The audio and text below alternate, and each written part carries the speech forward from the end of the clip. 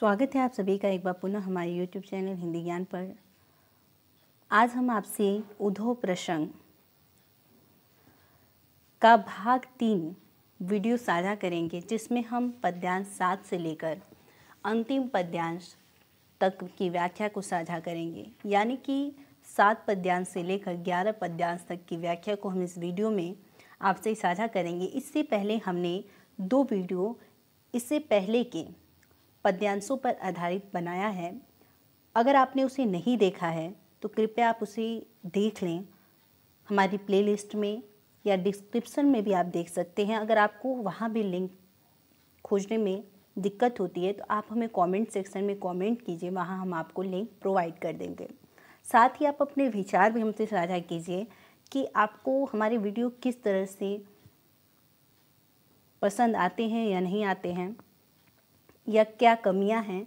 आप हमें सुझाव भी कमेंट के माध्यम से हम तक पहुंचा सकते हैं।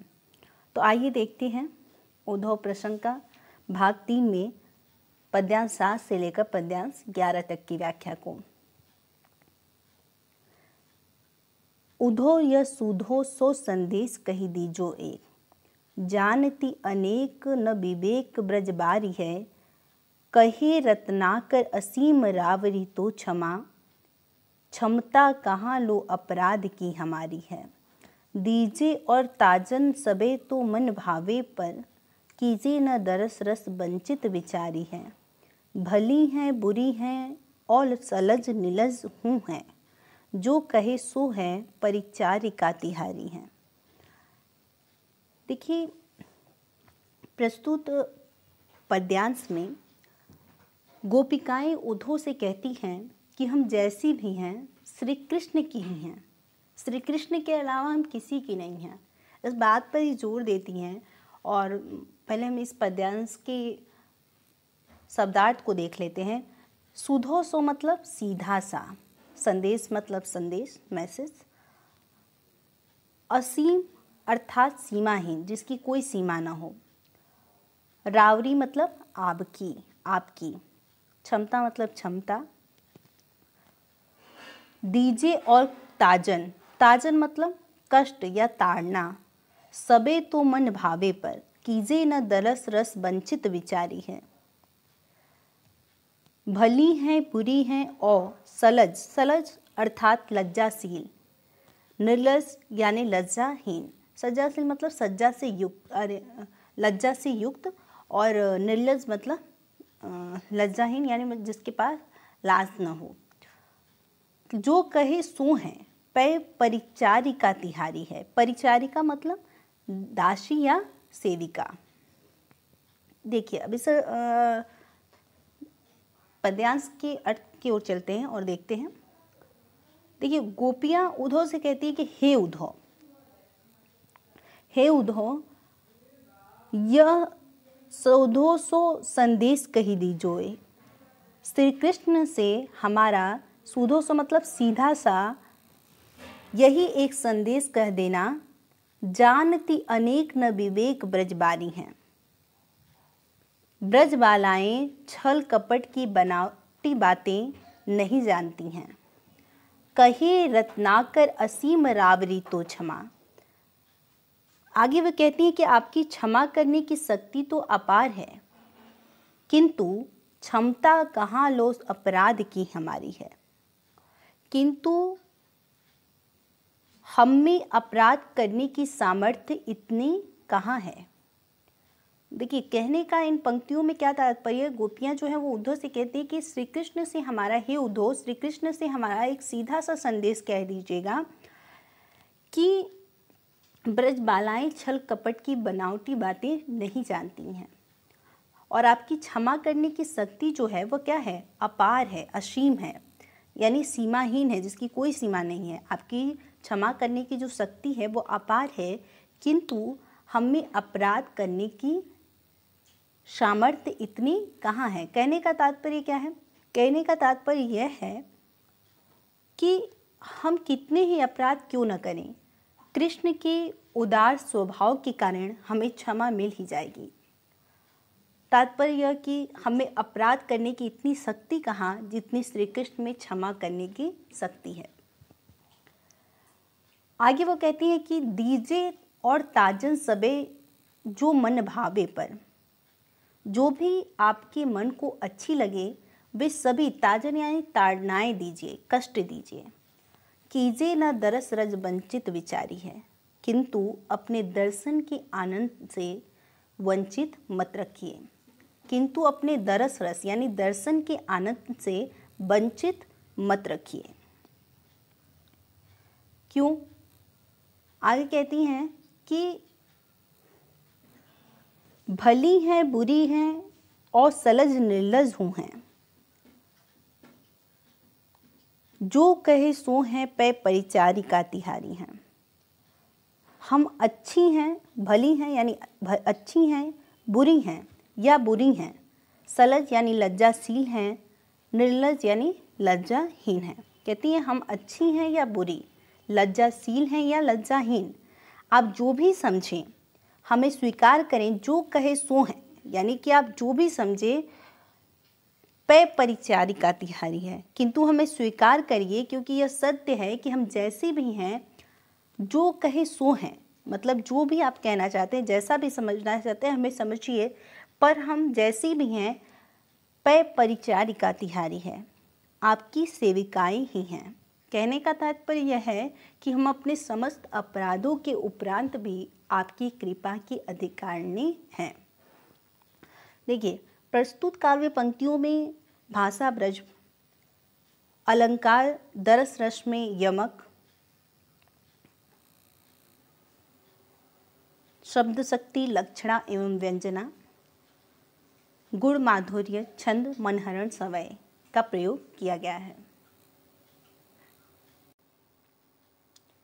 देखिए, आगे जो पद्यांश 8 है इसमें धाई जित ते विदाई हेत उद्धव की, गोपी भरी आरती संहारती न सासुरी।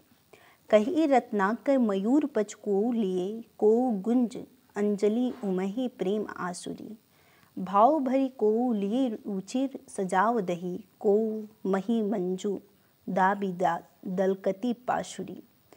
पीत पट नंद जशोमति नवनीत नयो, कीर्ति कुमारी सुरभारी दई बासुरी।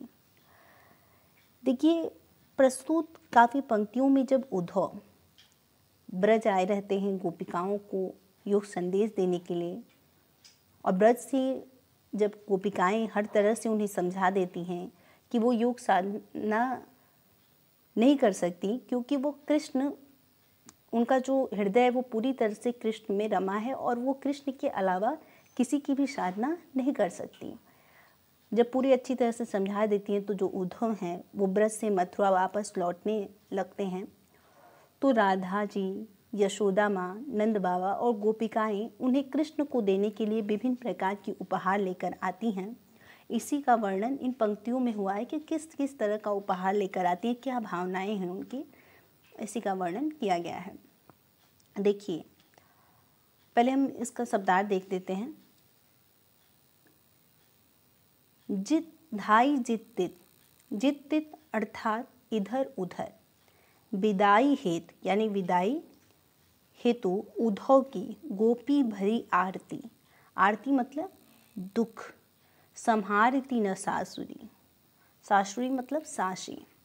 कही रत्नाकर मयूर पक्ष, मयूर पक्ष मतलब मोर का पंख, को लिए, को मतलब कोई, लिए, को गुंज अंजलि, गुंज अंजलि अर्थात घुघुची की माला, घुघुची एक तरह का घास होता है, जंगली फूल। उमहे प्रेम आशुरी, उमहे मतलब उमाड़ती। भाव भरी को लिए रुचिर सजाओ दही, सजाओ मतलब मलाई युक्त। को मही मंजू दाबी दलकती पासुरी, मही अर्थात मट्ठा, मंजू दाबी, दलकती पासुरी, दलकती मतलब फटती हुई, पासुरी मतलब पसलियों को। पीत पट, पीत मतलब पीत पट यानी कि पीला, पट मतलब वस्त्र यानी पीतांबर। नंद जशोमती नवनीत नयो, नवनीत नयो मतलब ताजा मक्खन। कीर्ति कुमारी, कीर्ति कुमारी अर्थात राधा जी के लिए कहा गया है। सुरबारी, सुरबारी मतलब सुरीले स्वर वाली। दई बांसुरी, बांसुरी मतलब बांसुरी, वंशी। देखिए देखिए, जब उधो ब्रज से जाने लगे, धाई जित ते विदाई हेत उधो की, यानी जब उधो ब्रज से जाने लगे तो गोपिकाएं जो हैं अत्यंत व्याकुल हो गईं और उन्हें विदाई देने के लिए जित धाई जित इधर उधर दौड़ने लगी। गोपी भरी आरती संहारती न सासुरी, उस समय वे इतनी दुखी थी कि वे ठीक से सांस भी नहीं ले पा रही थी।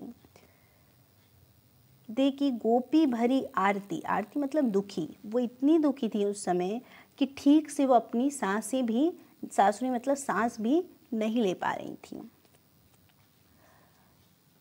कहे रत्नाकर मयूर पक्ष को लिए, रत्नाकर जी ने वर्णन किया है कि उस समय गोपिकाएं श्री कृष्ण को उपहार के रूप में देने के लिए, उनमें से कोई जो गोपी होती है वो मयूर पक्ष लेकर आई। को गुंज अंजलि उमहे प्रेम आशुरी, कोई अपने नेत्रों में प्रेम के आंसू उमारती हुई। उमहे प्रेम आशुरी, आशुरी अर्थात आंसू, यानी कि कोई अपने नेत्रों में प्रेम के आंसू उमारते हुए आई तो कोई गुंज अंजलि, घुघुची की माला लेकर आई। आगे लिखते हैं कि भाव भरी को लिए रुचिर सजाव धरी, और कोई प्रेम भाव से भरी स्वादिष्ट मलाईदार दही लेकर आई। को मही मंजू दबी दलकती पाशुरी, और कोई अपनी फटती हुई पसलियों को दबाए हुए मट्ठा लेकर आई। दलकती मतलब फटती हुई, पाशुरी मतलब पसलियों को। कहते हैं कि कोई अपनी फटती हुई पसलियों को दबाए हुए मट्ठा लेकर आई। पीत पट नंद, नंद बाबा ने श्री कृष्ण के लिए पीत पट यानी कि पीताम्बर, जशोमती नवनीत नयो और यशोदा ने ताजा मक्खन, कीर्ति कुमारी, कीर्ति कुमारी राधा जी, सुरबारी यानी सुरीले स्वर वाली दई बांसुरी, बांसुरी लाकर दी। यदि कि जो नंद बाबा हैं उन्होंने पीताम्बर और यशोदा माँ ने ताजा मक्खन और कीर्ति कुमारी यानी राधा जी ने सुरीले स्वर वाली बांसुरी लाकर दी। प्रस्तुत काव्य पंक्तियों में भाषा ब्रज, रस वियोग सिंगार, छंद मनहरण सवय का प्रयोग किया गया है। आगे की काव्य पंक्तियां आप देखेंगे जो कि इस प्रकार है। प्रेम मद छाके पग परत कहाँ के कहाँ, थाके अंग नैनी शिथिलता सुहाई है। कही रत्नाकर यूं आवत चकात उधो, मानो सुधियात को उभाव ना भुलाई है। धारत धरा पे नय ना उदार अति आदर्शो, सारत बहुलिनी जो आंसू अधिकाई है।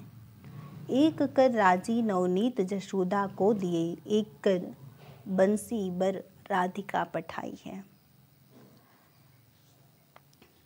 देखिए, प्रस्तुत पंक्तियों में प्रेम की अधिकता के कारण उद्धव की बहुत ही, जब वो देखते हैं कि आगे की पंक्तियों में आपने पढ़ा कि जब उद्धव ब्रज से जाने लगते हैं तो गोपिकाएं बहुत दुखी होती हैं, उनकी विदाई के लिए इधर उधर दौड़ने लगती हैं और कृष्ण को विभिन्न प्रकार के उपहार देने के लिए लाती हैं। तो कृष्ण के प्रति जो गोपिकाओं का प्रेम है, राधा जी का प्रेम है, यशोदा माँ का प्रेम है, नंद बाबा का प्रेम है, इस सब को देखकर उद्धव इतने मतलब भावुक हो जाते हैं कि उसी का विचित्र चित्र इसमें प्रस्तुत किया गया है। कहते हैं कि देखिए, पहले हम शब्दार्थ देख लेते हैं। प्रेम मद छाके यानी प्रेम रस का नशा, पग मतलब पैर, परत मतलब धरत, कहाँ के कहाँ, थाके अंग नैननी, थाके मतलब थके हुए, शिथिलता सुहाई है। कहे रत्नाकर यो आवत चकात उधो, चकात मतलब चकित हुए, मानो सुधियात को भाव ना भुलाई है। सुधियात मतलब स्मृति करते हुए यानी याद करते हुए। धारत धरा, धरा मतलब पृथ्वी, पे ना उदार अति आदर्शो, सारत मतलब पोंछते हैं, बहुलिनी जो आंसू अधिकाई है। बहुलिनी मतलब कुर्ते की बाहें। एक कर मतलब हाथ में, नवनीत जशोदा को दियो, एक कर बंसी बर राधिका पठाई है। देखिए कहते कि उद्धव की जो विचित्र दशा है गोपिकाओं का प्रेम देखकर और सभी का प्रेम देखकर, उसके बारे में ही वर्णन है कि क्या होता है। जब उद्धव ब्रज से मथुरा के लिए चले तो प्रेम मद झाके पग परत कहाँ की कहाँ। तो ब्रज की गोपियों राधा, नंद, यशोदा आदि ने उन्हें अत्यंत भावपूर्ण विदाई दी और ब्रजवासियों के प्रेम रस का पान किए हुए उद्धव प्रेम मद झाके पग परत कहाँ की कहाँ। उद्धव जब चलने लगे तो उनके पैर कहीं के कहीं पड़ने लगे, यानी वो प्रेम रस में इतना मग्न हो गए थे कि उनका जो पैर है वो कहीं का कहीं पड़ने लगा। थाके अंग नैनी शिथिलता सुहाई है, उनके शरीर के सारे अंग थके से हो गए और उनके नेत्रों में शिथिलता सी दिखाई देने लगी। कही रत्नाकर यूं आवत चकात उद्धव। रत्नाकर कवि कहते हैं कि उस समय उद्धव इस प्रकार चले आ रहे थे, मानो सुधियात को भाव ना भुलाई है, मानो किसी भूली हुई बात को याद कर रहे हों।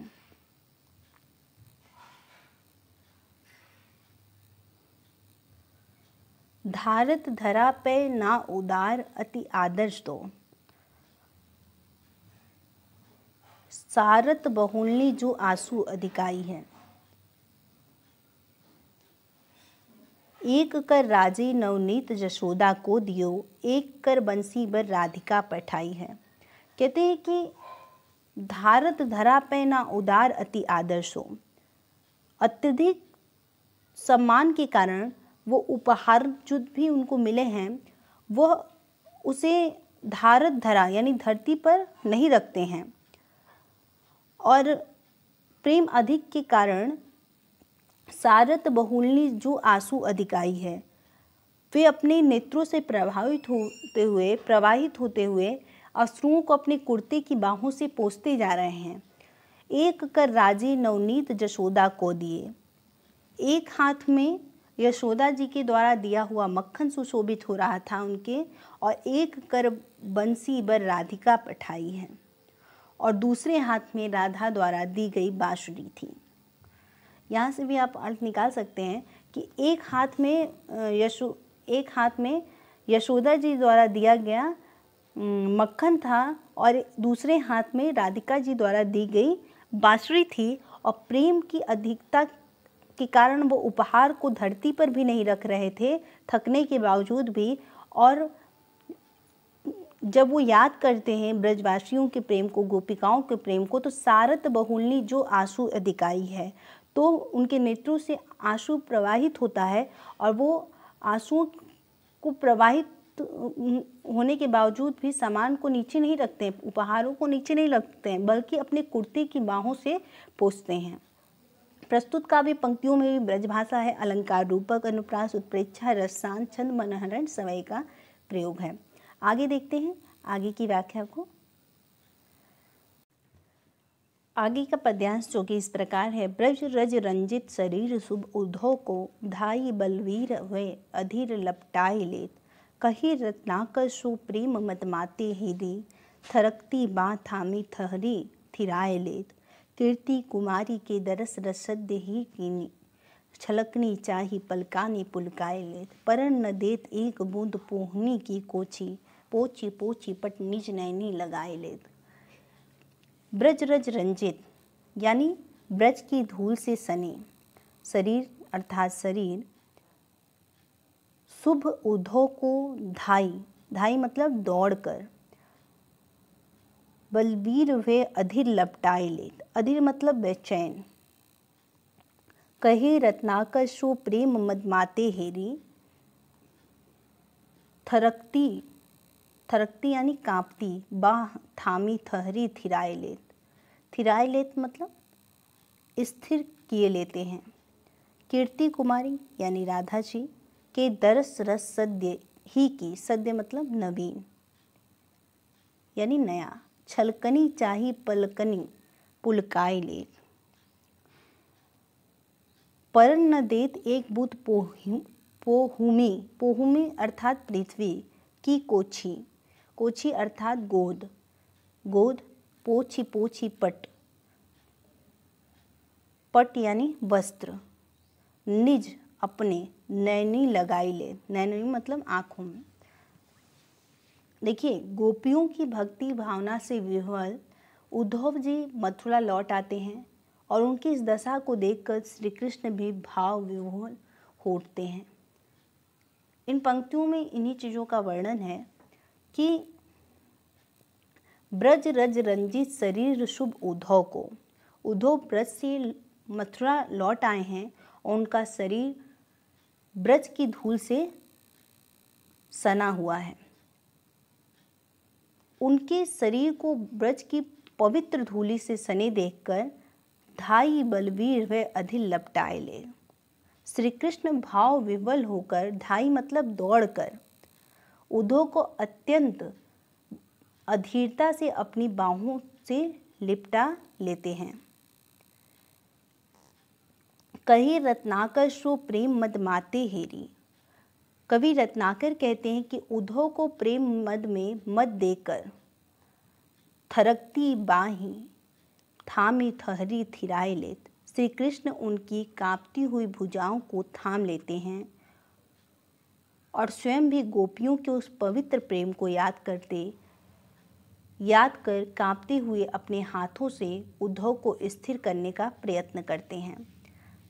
कहते हैं कि कवि रत्नाकर कहते हैं कि सो प्रेम मद माते हेरी, उद्धव को प्रेम मद में मत देकर श्री कृष्ण थरकती बाही थामी थहरी थिराए लेत, उनकी कांपती हुई भुजाओं को थाम लेते हैं और स्वयं भी गोपियों के उस पवित्र प्रेम को याद करके कांपते हुए अपने हाथों से उद्धव को स्थिर करने का प्रयत्न करते हैं, प्रयास करते हैं।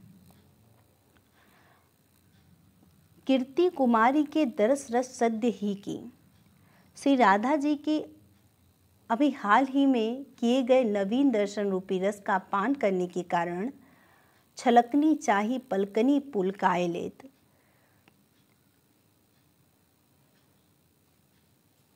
आंसुओं से उमड़ते नेत्रों को देखकर, कहते हैं कि कीर्ति कुमारी यानी राधा जी के अभी हाल ही में किए गए दर्शन का दरस रस यानी दर्शन रूपी रस का पान करने के कारण छलकनी चाही पलकनी पुलकाए लेत, आंसुओं से उमड़ते नेत्रों को देखकर, आंसुओं से उमड़ते नेत्रों को देखकर श्री कृष्ण परन न देत एक बूंद पोहमी को कोछी,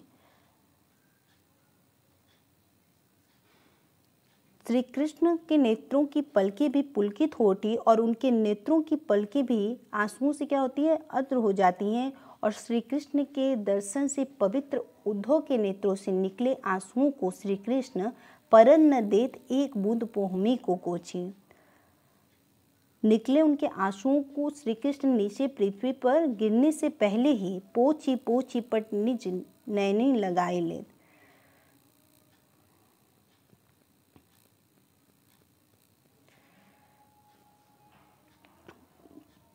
कहते हैं कि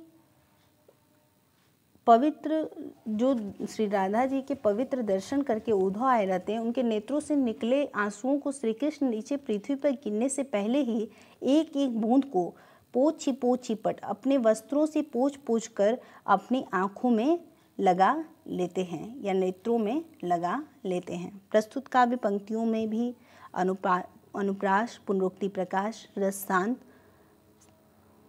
भाषा ब्रज, छंद, मनहरण सवई का प्रयोग किया गया है। साथ ही शब्द शक्ति अभिधा गुण प्रसाद है। यह अंतिम पद्यांश है आपका। छावती कुटीर कहूँ रम्य जमुना के तीर, गौन रौन रेती सो कदापि करते नहीं, कहे रत्नाकर बिहाई प्रेम गाथा गुण, श्रवण रसना में रस और भरते नहीं। गोपी ग्वाल बालनी के उमड़त आंसू देखी, लेखी पल्य गम हो न को डरते नहीं। हो तो चित चाप जो न रावरे चितावन को, तजी ब्रज गाँव इते पाँव धरते नहीं। प्रस्तुत पंक्तियों में कवि ने प्रेम अधिकता के कारण उद्धव जो हैं पर गोपियों तथा ब्रजवासियों के प्रभाव एवं उनके प्रति असीम प्रेम का चित्रण किया है। देखिए, पहले हम इसका अर्थ देख लेते हैं। छावते, छावते मतलब बनाते, कुटीर मतलब कुटिया, कहूँ रम्य जमुना के तीर, यानी रम्य मतलब सुहावने यमुना की तीर मतलब किनारे। गौन, गौन यानी प्रस्थान या गमन। रौन रेती, रौन मतलब रमणीय। सौ कदापि, कदापि मतलब कभी भी, करते नहीं। कहे रत्नाकर बिहाई प्रेम गाथा गुड़, बिहाई मतलब छोड़कर, गुड़ मतलब गंभीर। श्रवण रसना में रस और भरते नहीं, श्रवण मतलब कान, रसना मतलब जीभ, रस भरते नहीं। गोपी ग्वाल बालिनी के उमड़े आंसू देखी, लेखी, लेखी मतलब देख कर। प्रलयागम यानी प्रलय का आगमन। हो नैकू डरते नहीं। हो तो चित चाब, चाब अर्थात अभिलाषा या तीव्र इच्छा। जो न रावरे चितावन को, रावरे मतलब आपके, चितावन मतलब चेतना या सजग करना। तजी मतलब छोड़कर, ब्रज गांव इते पाँव धरते नहीं, यहाँ पाँव नहीं रखते। देखिए, प्रस्तुत काव्य पंक्तियों में उद्धव ब्रज भूमि से लौटकर श्री कृष्ण से कहते हैं कि छावती कुटीर कहूँ रम्य जमुना के तीर, कि हे नाथ, हम तो यमुना नदी के रमणीय किनारे पर कहीं अपनी कुटिया बना लेते।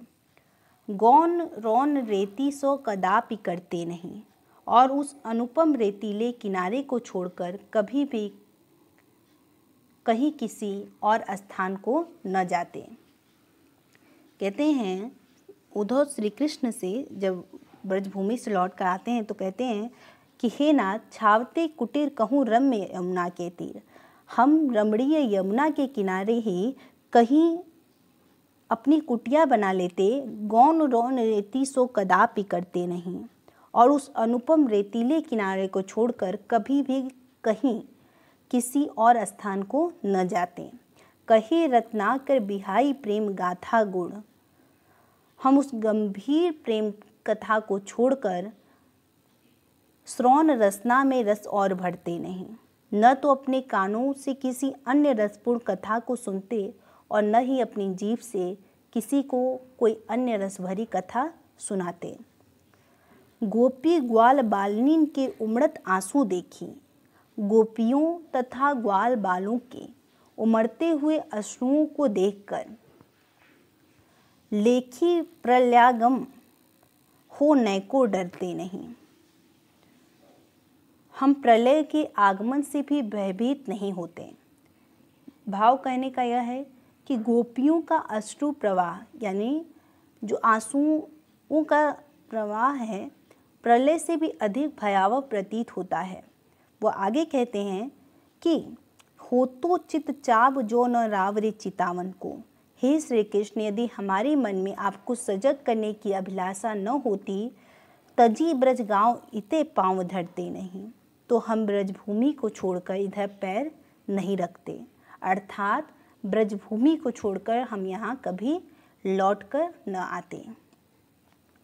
प्रस्तुत काव्य पंक्तियों में भी भाषा ब्रज, अलंकार अनुप्रास, लोकोक्ति, शैली चित्रोपम, रस करुण एवं श्रांत, शब्द शक्ति, अभिधा एवं लक्षणा, गुण प्रसाद, छंद मनहरण सवई का प्रयोग किया गया है। आज के लिए इतना। एक बार फिर से जुड़ेंगे हम आपसे एक नए वीडियो को लेकर। तब तक के लिए धन्यवाद। जय हिंद, महादेव।